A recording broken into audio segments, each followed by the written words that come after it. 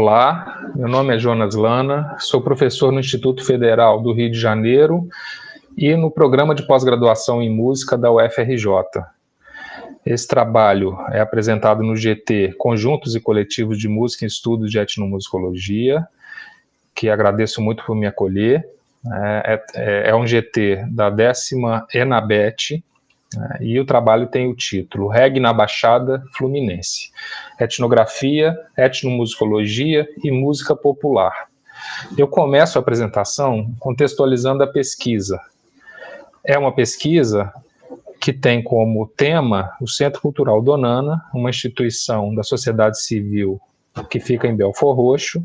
Aqui uma foto dos anos 80, época em que se consolidou o Centro Cultural Donana. O Centro Cultural Donana está numa casa em que viveu Dona Ana, seu José e sua família, de 10 filhos. Essa casa fica no bairro Pian, município de Belford Roxo, Baixada Fluminense.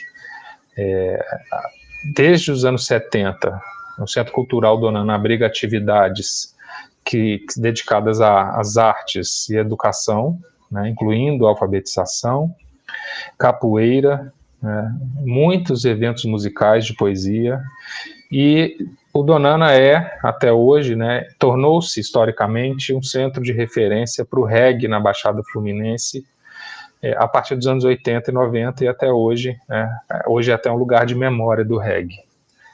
Aqui um registro de um evento Reggae Donana de 2019, que já foi produzido em parceria com o IFRJ, eu estive lá registrando e colaborando também na produção e organização do evento. Aqui uma roda de conversa em que se falava do reggae na Baixada, e eu destaco aqui o nome do projeto, dessa pesquisa que estamos desenvolvendo, que é Centro Cultural Donana, Música e Memória Social, que hoje conta com 2 bolsistas de iniciação científica, e que envolve, essa pesquisa envolve pesquisa de uma abordagem de fontes documentais.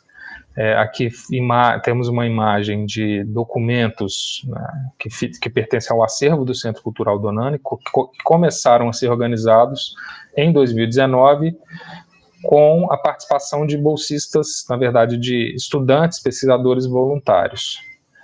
Isso até 2019. Em 2020, a pandemia começa, é um momento também em que o projeto obtém bolsas, e com a pandemia, então, optamos por fazer uma pesquisa online, continuamos com a pesquisa de documentos, Essa pesquisa, ela aborda fontes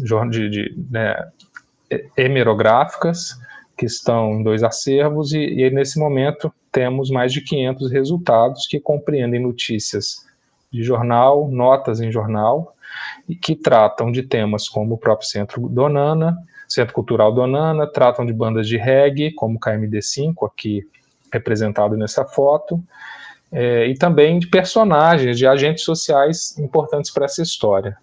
Chegamos a esse resultado. A pesquisa também, esse projeto contempla entrevistas, começamos as entrevistas em 2020, por Dida Nascimento e Marrone Recarregue, ambos irmãos e filhos de Dona Ana Nascimento. Dida vive no Centro Cultural Donana, que também é a sua casa, e é presidente do Centro Cultural Donana. As entrevistas versavam sobre a história do Centro Cultural Donana, sobre as atividades musicais, entre outros temas, mas os entrevistados, eles enfatizaram muito suas experiências, suas trajetórias como músicos integrantes de bandas de reggae, que lembro, o reggae é um gênero musical afrodiaspórico originário da Jamaica. Entre as bandas que eles integraram, destacam-se 2, que são temas frequentes nas entrevistas, são referências, o KMD5, mais atuante nos anos 80, e a Negril, que foi a banda que desdobrou do KMD5 com uma nova formação, atuando nos anos 90, e com a gravação de 2 discos por grandes gravadoras. É interessante notar, eu registro aqui, que essa ênfase, como é interessante observar a ênfase nas próprias trajetórias como músicos, algo que partiu deles, dos entrevistados, né? Isso mostra a importância dessas trajetórias, né, para a constituição de suas identidades. E aqui eu falo de memória, identidade e música, né, citando esses autores, Bourdieu, Pollack e Haley. Bom, nessas entrevistas, eles chamaram a atenção para o fato de que muitos shows eram realizados em espaços físicos e sociais que compunham o que eu chamo de um circuito universitário no Rio de Janeiro.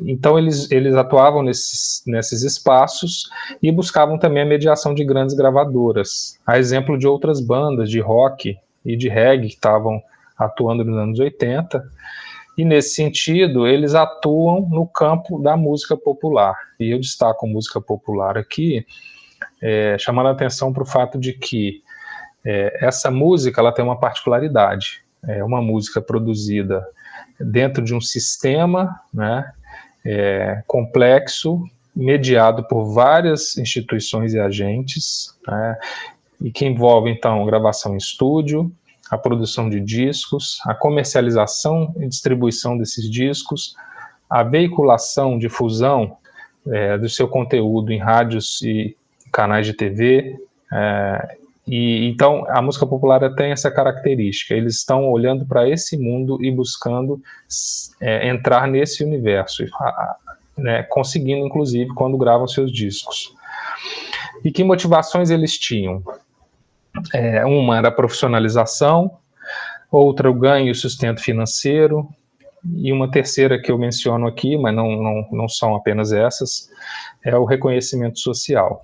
Antes de seguir adiante, eu queria chamar a atenção para o fato de que, quando falam de si, em vários momentos estão falando de todos que compõem as suas bandas. Portanto, essa estratégia é uma estratégia também dos conjuntos, né, que estão, que eles integravam. Então, que estratégias são essas, né? Estratégias para reconhecimento, para profissionalização, para ganho financeiro, enfim.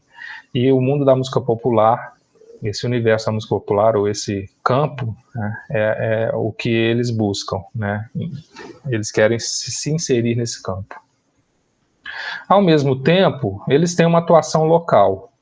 O KMD5 ensaiava no Centro Cultural Donana, que por sua vez passa a receber outras bandas, seja para ensaios, para shows, e o KMD5 vai então criando um impacto crescente na própria comunidade, né, em Belford Roxo, a ponto de ter uma banda cover mirim, né, o que eu sempre destaco com o intuito de mostrar a repercussão dessa banda, o KMD5, no local. As crianças queriam ser o KMD5, as crianças do Camirim, uma banda de lata que até ensaio fazia, né, mimetizando as práticas musicais do próprio KMD5. Então há uma atuação local muito forte, muito prolífica, muito interessante nesse momento por parte do KMD5.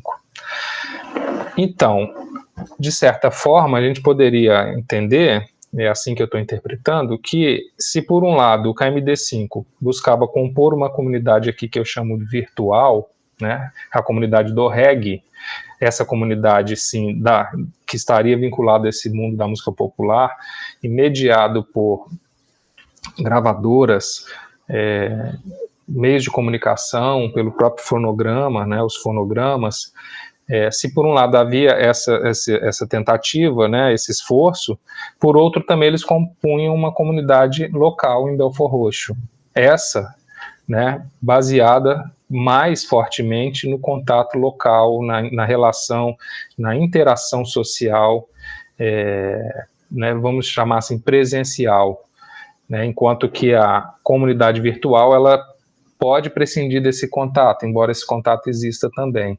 E aí eu chamo a atenção para o fato de que eu usei o verbo compor, porque eu entendo que esses músicos eles não apenas estão tornando-se parte de uma comunidade, mas como eles estão coproduzindo essas comunidades, né? Seja ela virtual ou local. Bom, essa reflexão e análise me levou finalmente a uma comparação com outras realidades, com outras culturas musicais ou outras comunidades musicais, experiências musicais, que estavam se desenvolvendo, né, sendo construídas naquele momento, dos anos 80 e 90. Menciono aqui práticas musicais da juventude afrodiaspórica, periférica e favelada, no Rio de Janeiro e São Paulo em particular, né, incluindo o funk e o rap, e também a produção e distribuição fonográfica em cidades do interior.